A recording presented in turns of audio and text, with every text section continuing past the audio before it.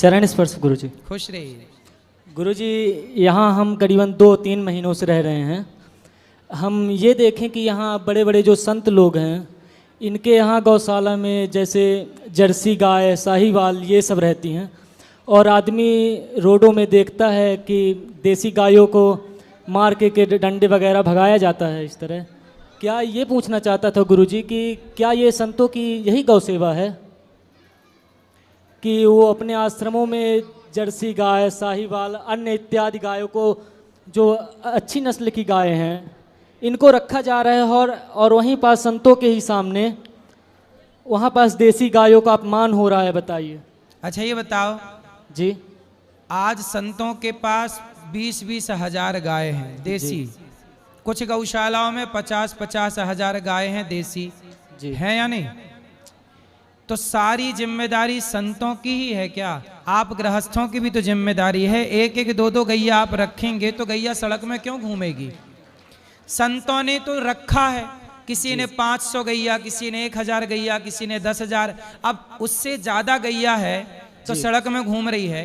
अब हॉस्पिटल में 50 बेड का हॉस्पिटल है और मरीज 100 है, तो कैसे रखेगा हॉस्पिटल वाला? ये बताओ। नहीं, आप गृहस्थों की भी जिम्मेदारी है ना बेटा। आप भी तो युवा हैं। संतों से आप उम्मीद लगा रहे हैं कि वो गौ सेवा करें। संत कर भी रहे हैं। आज पूरे भारत में सबसे ज्यादा गौ माता संतों के पास ही हैं, और देसी गाय हैं। संत लोग जर्सी गाय ना के बराबर रखते हैं, नहीं रखते, देसी गाय ही रखते हैं जी। लेकिन आप लोगों की भी जरूरत है कि 2-2 गाय आप भी रखिए। हमेशा संतों को ही टारगेट क्यों करना है? ये बताओ। उनके बारे में गलत क्यों सोचना है? क्या ये गृहस्थों की जिम्मेदारी नहीं है गाय रखना? ये गलत की बात मैं नहीं कर रहा गुरुजी। मैंने ऐसे ही यहाँ पास 2-3 संतों को देखा यहाँ पे, जैसे कि उन्हीं के सामने गायों को मारा जा रहा है, मतलब कि देसी गायों को, और उनके गौशाला में जाके देखे हैं तो एक से एक हैवी गाय आदमी को देखने को मिल जाती हैं। भाई ऐसा है ना, सड़क में घूमती हुई गाय किसी, आजकल होता क्या है, कुछ लोग दूध पी लेते हैं जी, और गैया को दूध पी के बाहर छोड़ दिए, फिर वो दूध देने के टाइम पे फिर बुला लिए। तो लोगों की पालतू गाय भी लोग छोड़ देते हैं। यदि उन्हें आप अंदर कर लोगे तो वो आपसे लड़ेंगे कि आपने हमारी गाय चुरा ली। तो ऐसे सड़क चलते किसी की गाय को अंदर थोड़ी कर सकते हैं। कोई कहे कि गाय हमारी है, क्योंकि यहाँ बहुत सारी गाय वैसी हैं जो लोग दूध लगाते हैं शाम को और दिन भर चरने के लिए छोड़ देते हैं कि जाएगी यहाँ वहाँ खाएगी, और शाम को फिर गैया घर आ जाएगी, दूध निकालेंगे फिर छोड़ देंगे। तो वो गैया रोडों में सड़क में घूमती दिखती है, जबकि वो गैया सड़क में घूमने वाली नहीं है, वो किसी की पालतू है। तो ऐसा भी नियम हो सकता है ना गुरुजी कि जैसे आदमी रोड में देख रहा है गाय को, तो अगर उसकी सही पता आदमी को नहीं चल पा रही है तो उसको आदमी गौ सेवा के लिए भी प्रयोग कर सकता है। मतलब किसी प्रकार से, जैसे गांव में होता है गौ बंधेज कहते हैं उसको, मतलब जहां रोड वगैरह में गाय वगैरह देखी जाए वहां पे उन लोग को पकड़ के ले जाके गौशाला के अंदर उनको रख दिया जाता है। ऐसा नगर पालिका करती है, ऐसी गायों को ले जाती है। ये अगर इस तरह वृंदावन धाम में देखा जाए तो ये तो उचित नहीं होगा ना गुरुजी। क्योंकि वृंदावन धाम में जितनी गैया है जी, इतनी गैया गृहस्थों के किसी गृहस्थ के पास नहीं है। गई वृंदावन में जानते हो एक गौशाला है जहां 1 लाख गैया है। कितनी गैया है? 1 लाख। 1 लाख। अब अपनी गौरी गोपाल गौशाला में 400 गैया हैं और लगभग 125 नंदी हैं। अब 400 और प्लस 125 500 हो गए, लगभग 500 गैया की सेवा ये दास करता है। अब क्षमता 500 की ही है। अब 1000 गैया आ जाएगी तो कहाँ रखा जाएगा? उसे रखने के लिए जगह चाहिए, भूसा चाहिए, रख ही नहीं सकते ना, पानी भी चाहिए, चारा भी चाहिए। तो एक व्यक्ति के करने से कभी कुछ ना होगा। सनातन की सेवा, गौ की सेवा हम सबको मिलकर के करनी पड़ेगी। सब करोगे तब बनेगा, एक के भरोसे कभी ना हो। कितना करेगा एक आदमी? यदि 10,000 गैया भी मैं रख लूं तो भी आपको सड़क में घूमती कोई ना कोई गैया मिल ही जाएगी। जी गुरुजी, चरण स्पर्श, ये हमारे गुरुजी हैं, ये आपसे कुछ पूछना चाहते हैं। बात कराइए। चरण स्पर्श महाराज जी। जी महाराज जी, हमें एक संदेह है। महाराज जी, हम मतलब कथाओं में ये तो सुने हैं कि शिशुपाल जी के माता पिता के बारे में, लेकिन दंतवक्र जी जो थे, इनके महाराज जी माता और पिता कौन थे? बस यही जिज्ञासा लेकर आए थे। शिशुपाल दंतवक्र, जी दंतवक्र महाराज। के माँ बाप से मिलना है आपको? नहीं महाराज जी, हैं? बस उनकी थोड़ी जानने की जिज्ञासा थी। मैं अभी प्रसंग बता दूंगा कहाँ लिखा है, तो आप पढ़ लेना उसको जी महाराज जी, पूरा। अवश्य।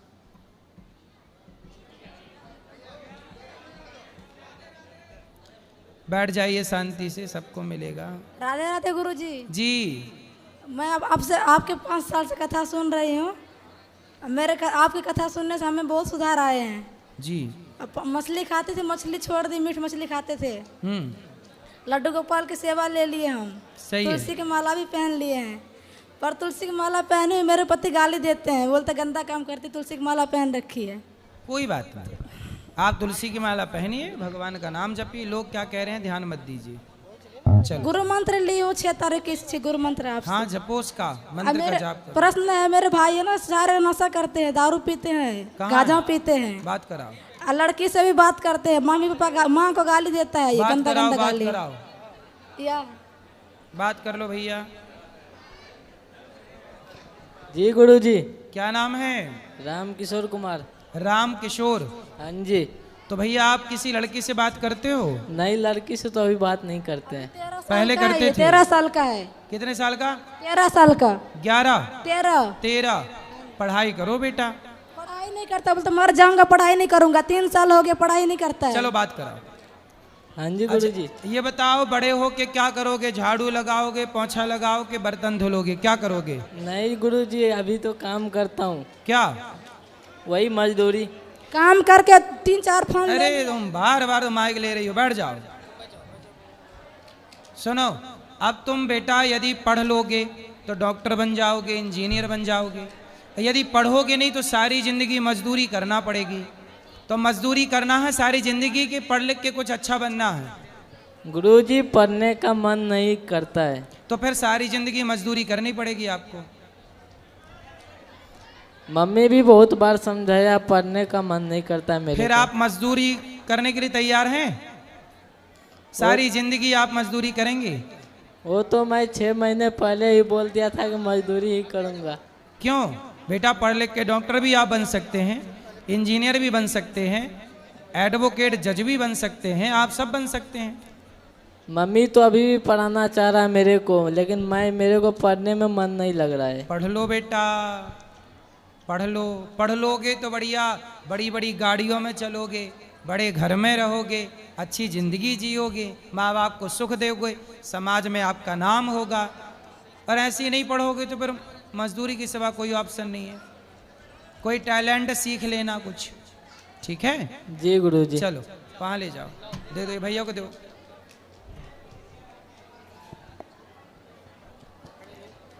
गुरुजी राधे राधे। जी। हम मनोज कुमार हैं, अध्यापक हैं। हमारे जीजा जी आपकी भागवत सभी सुनते हैं, पर जो है वो दारू किनको लत है थोड़ा बहुत, तो दारू छुड़वा दीजिए आप, कुछ कह के उनके। कहाँ है? आए नहीं हैं, वो देख रहे होंगे अगर लाइव होगा तो वो आए नहीं है तो उनको लाओ, उनसे बात करेंगे तब दारू छोड़ेंगे। आप कुछ उनके बारे में बता दीजिए। क्या नाम है उनका? राम प्रताप। राम प्रताप जी, दारू ना पीजिए। दारू पीना स्वास्थ्य के लिए हानिकारक है। वो आपको मानते बहुत हैं, मगर बस वही है कि आप बिना निवेदन है, आप कुछ कह दीजिए उनके लिए। क्या लगते हैं आपके? हमारे जीजा लगते हैं। अरे इनके जीजा जी सुनो, दीदी आई हैं हमारी। तो इनकी दीदी भी सुने। ये है दीदी खड़ी है। शराब नहीं पीना इनके जीजा जी, शराब पियोगे तो सब बर्बाद हो जाएगा। चलो बोल दिए, अब ले आना तो फिर बोलेंगे। ठीक दीदी। गुरुर् ब्रह्मा गुरुर्विष्णु गुरुर्देवो महेश्वर गुरुर् साक्षात् परब्रह्म तस्मै श्री गुरुये नमः।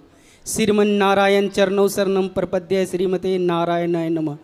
गुरुजी राधे राधे, आपको चरणों में कोटि कोटि प्रणाम। पूरे संसार को गुरुजी बोल दीजिए राधे राधे। गौ माता, कुत्ता बिलाई सबको राधे राधे बोल दीजिए गुरुजी, सबको। पूरे संसार को राधे मेरे घर राधे। परिवार सबको राधे राधे बोल दीजिए गुरुजी। आपके घर को भी, परिवार को भी। गुरुजी सबको राधे संसार राधे। का सबसे बड़ा सुख क्या है? संसार का सबसे बड़ा सुख क्या है? जी कई सुख बड़े हैं, पहला सुख है निरोगी काया, जी दूसरा भगवान के चरणों में प्रेम यदि है, बच्चे हैं मेरे बच्चे। संसार में देखो निरोगी काया और थोड़ी सी जरूरत की माया माया और भगवान के चरणों में प्रीति। प्रीति। गुरुजी मेरे से कोई पैसा लेता है, कहता है कि मैं अपने मैया जी को वृंदावन ले जा रहा हूँ, पैसे दे दो, और हम दे देते हैं, वापस मांगने पे मिलते नहीं है, देते नहीं है। कितना देते हो? वही 4000 जैसे कि। तो कोई भी आपसे मांगे 4000 दे देते हो? जी। अभी कोई मांगे तो दे दोगे? नहीं गुरुजी। तो कितने 4-4 हजार हैं बताओ, उतने लोग फिर मांगेंगे आपसे? ऐसे कितने लोगों को दे पाओगे? जी बताओ, पूछ रहे हैं। हमारे से जो बन पड़ा है वो हम अन्य क्षेत्र में रख दिए हैं गुरुजी। सुनो, पैसे का व्यवहार ना करो आज के युग में। जी।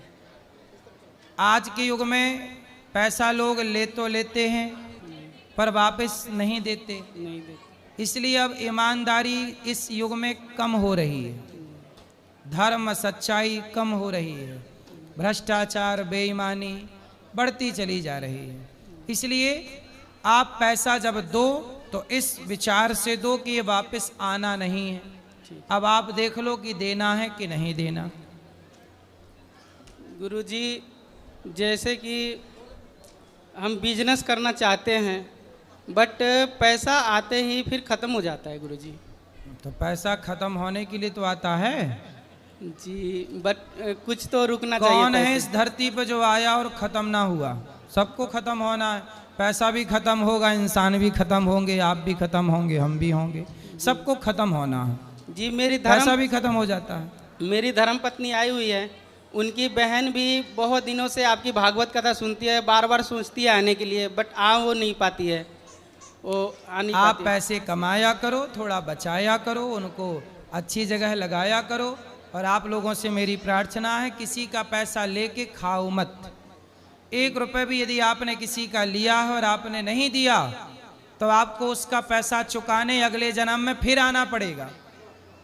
और उसके घर का या कुत्ता बन के चुकाओ या बैल बन के चुकाओ या उसके घर का नौकर बन के चुकाओ, चुकाना तो तुम्हारे बाप को भी पड़ेगा, क्योंकि ईश्वर की अदालत से भागोगे कहाँ, फिर आओगे वापस। इसलिए जब मरो तो किसी का कर्जा ना हो, सब चुका के मरना। 1 रुपए भी लेन देन रहा तो उस 1 रुपए के लिए अगला जन्म लेना पड़ेगा आपको जी।